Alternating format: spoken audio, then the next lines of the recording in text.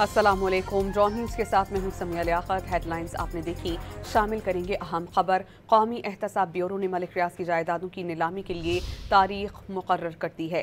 कौमी एहतसाब ब्यूरो के मुताबिक मलिक रियाज प्रॉपर्टीज़ की नैब नीलामी 7 अगस्त रावलपिंडी नैब ऑफिस में होगी और G61 इस्लामाबाद में होगी। जिन जायदादों की नीलामी की जा रही है उनमें Bahria town corporate office 2 plot number 7 park road Bahria town phase 2 Rawalpindi शामिल हैं।